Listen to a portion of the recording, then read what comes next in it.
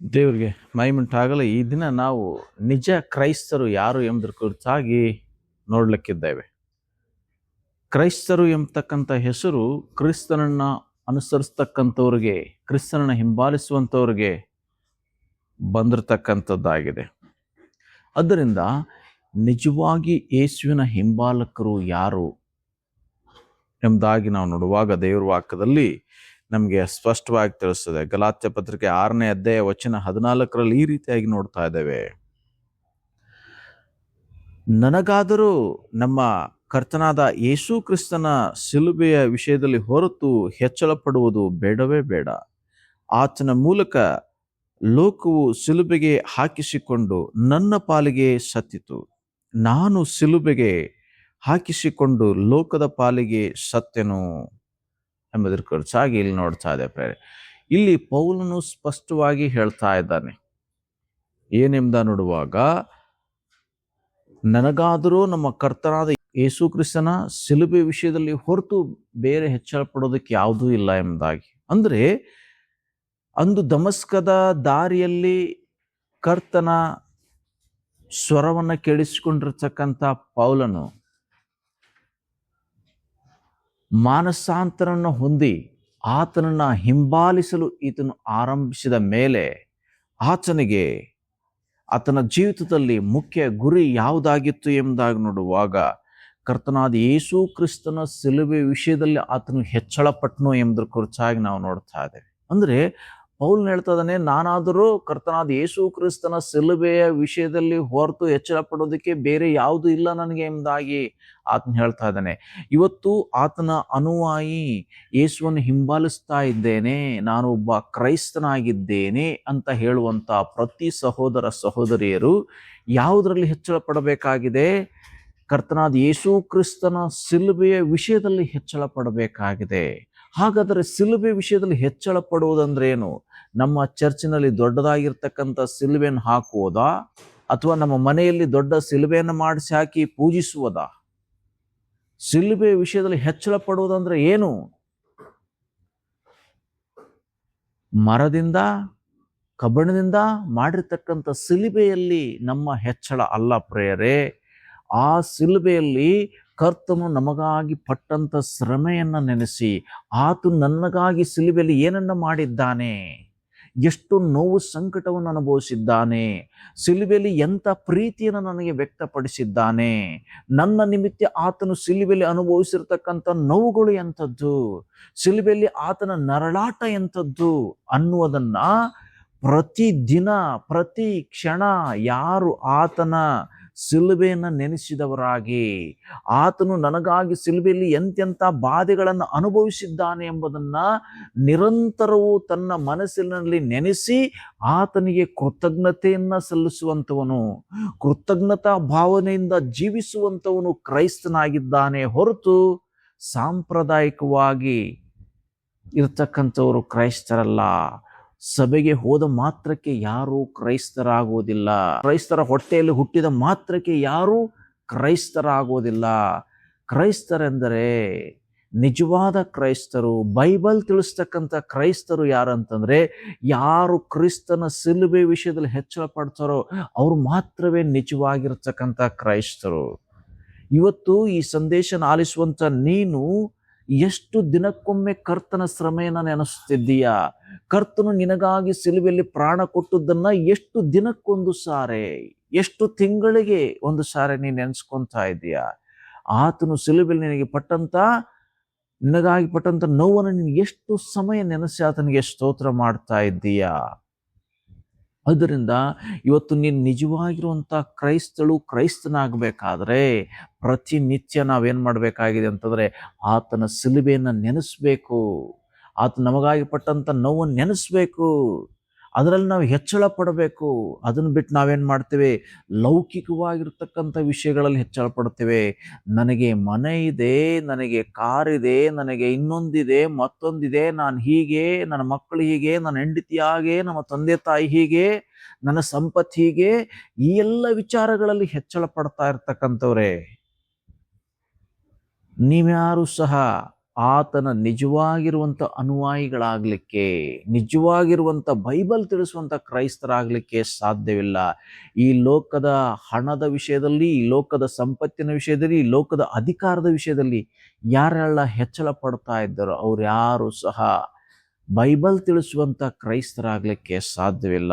ಪೌಲನು ಬೈಬಲ್ ತಿಳಿಸ್ತಕ್ಕಂಥ ಕ್ರಿಸ್ತನು ತಿಳಿಸ್ತಕ್ಕಂಥ ಕ್ರೈಸ್ತನಾಗಿದ್ದ. ಅದರಿಂದ ಆತನ ಹೇಳ್ತಾನೆ, ನಾನು ಆತನ ಶಿಲುಬೆ ವಿಷಯದಲ್ಲಿ ಹೆಚ್ಚಳ ಪಡ್ತೇನೆ ಎಂಬುದಾಗಿ. ಅದರಿಂದ ಇವತ್ತು ನೀನು ನಿಜ ಕ್ರೈಸ್ತನಾಗಬೇಕಾದ್ರೆ ಮೊದಲು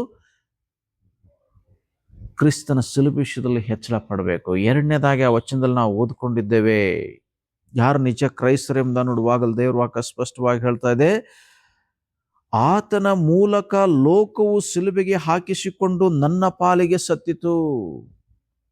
ನಾನು ಶಿಲುಬೆಗೆ ಹಾಕಿಸಿಕೊಂಡು ಲೋಕದ ಪಾಲಿಗೆ ಸತ್ಯನು.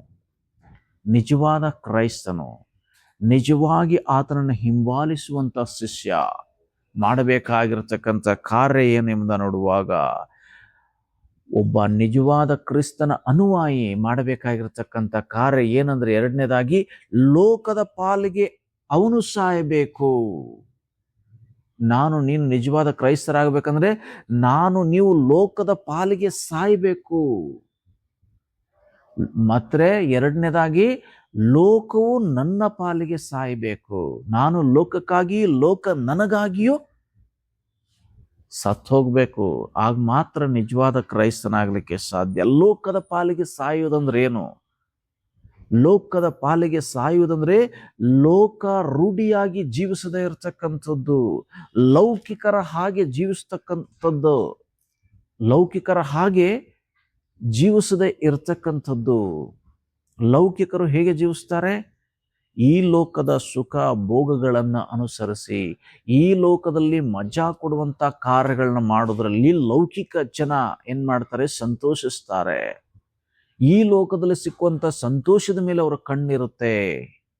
ಇಂಥವ್ರು ಯಾರು ಸಹ ಈ ಲೋಕವನ್ನ ಪ್ರೀತಿಸುವವರು, ಈ ಲೋಕದ ಸುಖ ಭೋಗಗಳನ್ನ ಪ್ರೀತಿಸುವಂಥವರು, ಈ ಲೋಕಕ್ಕೆ ಸ್ನೇಹಿತರಾಗಬೇಕೆಂದಿರುವಂಥವರು ಯಾರು ಸಹ ಕ್ರಿಸ್ತನ ಶಿಷ್ಯರಾಗಲಿಕ್ಕೆ, ಬೈಬಲ್ ತಿಳಿಸುವ ಕ್ರೈಸ್ತರಾಗಲಿಕ್ಕೆ ಸಾಧ್ಯವಿಲ್ಲ. ಅದರಿಂದ ಪೌಲನು ಹೇಳ್ತಾನೆ, ನನ್ನ ಪಾಲಿಗೆ ಲೋಕ ಸತ್ತಿದೆ, ನಾನು ಲೋಕದ ಪಾಲಿಗೆ ಸತ್ತಿದ್ದೇನೆ ಎಂಬುದಾಗಿ ಹೇಳ್ತಾ ಇದ್ದೇನೆ. ಇವತ್ತು ನೀನು ಹಾಗೆ ಹೇಳಲಿಕ್ಕೆ ಸಾಧ್ಯನಾ? ನೀನು ಲೋಕದ ಪಾಲಿಗೆ ಸತ್ತಿದ್ದೀಯಾ? ನಿನ್ನ ಪಾಲಿಗೆ ಲೋಕ ಸತ್ತಿದೆಯಾ? ಒಂದು ವೇಳೆ ಹಾಗೆ ಸತ್ತಿರೋದಾದ್ರೆ ಸಂತೋಷದ ವಿಷಯ. ನೀನು ಕರ್ತನ ದಾರಿಯಲ್ಲಿದ್ದಿ, ಕರ್ತನ ನಡೆಸುವಿಕೆಯಲ್ಲಿ ನೀನಿದ್ದಿ ಎಂಬುದಾಗಿ ಇದರ ಅರ್ಥ ಪ್ರೇರೆ. ಅದರಿಂದ ಇವತ್ತು ನೀವುಗಳು ಏನ್ ಮಾಡಬೇಕಾಗಿದೆ? ಈ ಲೋಕದ ಪಾಲಿಗೆ ಸಾಯಬೇಕು. ಈ ಲೋಕದ ಎಲ್ಲ ವಿಧವಾಗಿರ್ತಕ್ಕಂಥ ಸಂಗತಿಗಳಿಗೆ ನಾವು ಸತ್ತವರಾಗಿ, ನಮ್ಮ ಪಾಲಿಗೆ ಅವು ಸತ್ತವಗಳಾಗಬೇಕು. ಆಗ ಮಾತ್ರ ನಾವು ಕ್ರಿಸ್ತನಿಗಾಗಿ ಜೀವಿಸ್ಲಿಕ್ಕೆ ಸಾಧ್ಯ. ಎಲ್ಲಿವರೆಗೆ ನಾವು ಈ ಲೋಕದ ಪಾಲಿಗೆ ಸಾಯುವುದಿಲ್ವೋ ಅಲ್ಲಿವರೆಗೆ ನಾವು ಕ್ರಿಸ್ತನ ಪಾಲಿಗೆ ಸತ್ತವರಾಗಿರ್ತೇವೆ. ನಾವು ಒಂದು ವೇಳೆ ಲೋಕದ ಪಾಲಿಗೆ ಸಾಯೋದಾದರೆ ಕ್ರಿಸ್ತನಿಗಾಗಿ ನಾವು ಜೀವಿಸ್ತಕ್ಕಂಥವ್ರಾಗ್ತೇವೆ. ಅದರಿಂದ ನಾನು ಲೋಕಕ್ಕೆ ಲಭ್ಯ ಇರತಕ್ಕಂಥವನಲ್ಲ, ಲೋಕದ ಕೆಲಸ ಕಾರ್ಯಗಳಿಗೆ ಲಭ್ಯ ಇರತಕ್ಕಂಥವ್ರಲ್ಲ ಎಂಬ ಭಾವನೆಯಿಂದ ಮುಂದುವರಿಬೇಕಾಗಿದೆ. ನಾವು ಆತ್ಮಿಕವಾಗಿರ್ತಕ್ಕಂಥ ವ್ಯಕ್ತಿಗಳಾಗಿ ಭೂ ಸಂಬಂಧವಾದ ವಿಷಯಗಳ ಮೇಲೆ ದೃಷ್ಟಿ ನಡೆದೆ ಮೇಲಣ ಸಂಗತಿಗಳನ್ನು ನಾವು ದೃಷ್ಟಿಸುತ್ತಾ ಕರ್ತನು ಮೆಚ್ಚುವಂಥ ಕಾರ್ಯಗಳನ್ನ, ಕರ್ತನು ಸಂತೋಷಿಸುವಂಥ ಕಾರ್ಯಗಳನ್ನ ನಾವು ಮಾಡಬೇಕಾಗಿದೆ. ಹಾಗೆ ಮಾಡುವಾಗ ಮಾತ್ರ ನಿಜ ಕ್ರೈಸ್ತರಾಗಲಿಕ್ಕೆ ಸಾಧ್ಯ. ಇಲ್ಲಿ ಪೌಲನು ಯೇಸುವನ್ನು ಹಿಂಬಾಲಿಸಿರ್ತಕ್ಕಂಥ ಆತ ಹೇಳುವ ಹಾಗೆ ನೀವುಗಳು ಏನ್ ಮಾಡಬೇಕಾಗಿದೆ? ಧೈರ್ಯವಾಗಿ ಹೇಳಬೇಕಾಗಿದೆ, ನನಗೆ ಲೋಕದ ಪಾಲಿಗೆ ನಾನು ಸತ್ತಿದ್ದೇನೆ, ನನ್ನ ಪಾಲಿಗೆ ಲೋಕ ಸತ್ತಿದೆ. ನಾನು ಯೇಸುವಿನ ವಿಷಯದಲ್ಲಿ, ಆತನ ಶಿಲುಬೆ ವಿಷಯದಲ್ಲಿ ನಾನು ಹೆಚ್ಚಳ ಪಡ್ತೇನೆ ಎಂಬುದಾಗಿ ನೀವುಗಳು ಹೇಳುವ ಮೂಲಕ, ಆ ಮೂಲಕ ನಡ್ಕೊಳ್ಳುವುದ ಮೂಲಕವಾಗಿ ನಾವು ನಿಜ ಕ್ರೈಸ್ತರಾಗೋಣ, ನಿಜವಾದ ಹಿಂಬಾಲಕರಾಗೋಣ. ಹಾಗಾಗುವಂತೆ ಕರ್ತನು ನಮಗೆ ಸಹಾಯ ಮಾಡಲಿ. ಯೇಸು ಪ್ರಭು, ಈ ಸಮಯಕ್ಕಾಗಿ ನಿಮಗೆ ಮಹಿಮೆ ಮಾಡುತ್ತೇವೆ ಪ್ರಭು. ನಿಜವಾದ ನಿನ್ನ ಅನುಯಾಯಿಗಳು, ನಿನ್ನನ್ನು ಹಿಂಬಾಲಿಸುವಂಥವರು, ನಿಜ ಕ್ರೈಸ್ತರು ಯಾರು ಎಂಬುದನ್ನು ನೋಡುವಾಗ, ಯಾರೆಲ್ಲ ಲೋಕದ ಪಾಲಿಗೆ ಸತ್ತವರಾಗಿರ್ತಾರೋ ಅವರು ಮಾತ್ರವೇ ನಿಜ ಕ್ರೈಸ್ತರು ಸ್ವಾಮಿ. ಮಾತ್ರವಲ್ಲ, ನಿಮ್ಮ ಶಿಲುಬೆ ವಿಷಯದಲ್ಲಿ ಹೆಚ್ಚಳ ಪಡುವವರು ಮಾತ್ರ ನಿಜ ಕ್ರೈಸ್ತರು. ಲೋಕದ ಸಂಗತಿಗಳಲ್ಲಿ ಹೆಚ್ಚಳ ಪಡುವವರು ಅವರು ಲೋಕದ ಸ್ನೇಹಿತರು. ನಿನ್ನ ಕರ್ತನೆ ಶಿಷ್ಯರಾಗಲಿಕ್ಕೆ ಸಾಧ್ಯವಿಲ್ಲ ಕರ್ತನೆ. ಅದರಿಂದ ಈ ಸಂದೇಶ ಆಲಿಸಿರುವಂಥ ನಾವೆಲ್ಲರೂ ಸ್ವಾಮಿ, ನಿನ್ನ ವಿಷಯದಲ್ಲಿ ಯಾವಾಗಲೂ ನಿನ್ನ ಸಿಲುಬೆಯಲ್ಲಿ ನಮಗಾಗಿ ಪಟ್ಟಂಥ ಶ್ರಮೆಯ ವಿಷಯದಲ್ಲಿ ನಾವು ಎಚ್ಚರ ಪಡುವಂತೆ, ನಿನ್ನ ಸ್ತುತಿಸುವಂತೆ ಬಾಳ್ಲಿಕ್ಕೆ ನಮಗೆ ಸಹಾಯ ಮಾಡು. ಇನ್ನು ಯಾರೆಲ್ಲ ನಿನ್ನ ಸಿಲುಬೆಯ ಸಂದೇಶವನ್ನು ಕೇಳಿಸಿಕೊಳ್ಳಿಲ್ವೋ, ನಿನ್ನ ಸಿಲುಬೆಯ ಸ್ವರವನ್ನು ಕೇಳಿಸಿಕೊಳ್ಳಿಲ್ವೋ, ಆ ಎಲ್ಲ ಜನರಿಗೆ ಸ್ವಾಮಿ ನೀನು ಮುಟ್ಟು ಆಶೀರ್ವಾದ ಮಾಡು. ನೀವು ಸಿಲುಬೆಯಲ್ಲಿ ಮಾನವನಿಗಾಗಿ ಪಟ್ಟಂಥ ಶ್ರಮೆಯನ್ನು ಎಲ್ಲರೂ ತಿಳಿದುಕೊಂಡು ನಮಗಾಗಿ ನೀನು ಪಟ್ಟಂಥ ನೋವು ಸಂಕಟವನ್ನು ಅರಿತವರಾಗಿ ಅದನ್ನು ಸ್ಮರಿಸುತ್ತಾ ನಿನಗೆ ಕೃತಜ್ಞತೆ ಮಾಡುತ್ತಾ ನಿನಗಾಗಿ ಜೀವಿಸ್ಲಿಕ್ಕೆ ನಮಗೆ ಸಹಾಯ ಮಾಡು. ಹಾಗೆ ಮಾಡೋ ದೇವರಾಗಿರೋದಕ್ಕಾಗಿ ಸ್ತೋತ್ರ. ಸಂದೇಶ ಕೇಳಿಸಿಕೊಂಡು ಎಲ್ಲರನ್ನ ಆಶೀರ್ವದಿಸಿ, ಎಲ್ಲರ ಆತ್ಮಿಕ ಕೊರತೆಗಳನ್ನ, ಶಾರೀರಿಕ ಕೊರತೆಗಳನ್ನು, ಆರ್ಥಿಕ ಕೊರತೆಗಳನ್ನು ನೀಗಿಸಬೇಕಾಗಿ ಯೇಸುವಿನ ಮೂಲಕವಾಗಿ ಪ್ರಾರ್ಥಿಸ್ತೇವೆ ಪರಲೋಕ ತಂದೆಯೇ, ಆಮೇನ್. ಈ ಸಂದೇಶ ನಿಮಗೆ ಆಶೀರ್ವಾದಕರವಾಗಿದೆ ಎಂಬುದಾಗಿ ನೀವು ಭಾವಿಸೋದಾದರೆ ಇದನ್ನು ಇತರರು ಶೇರ್ ಮಾಡೋದ್ರ ಮೂಲಕ ದೇವರಿಗೆ ಮಹಿಮೆ ಮಾಡಬೇಕಾಗಿ ನಿಮ್ಮಲ್ಲಿ ಪ್ರೀತಿಯಿಂದ ವಿನಂತಿಸ್ಕೊಳ್ತೇನೆ. ದೇವರು ನಿಮ್ಮನ್ನು ಆಶೀರ್ವದಿಸಲಿ.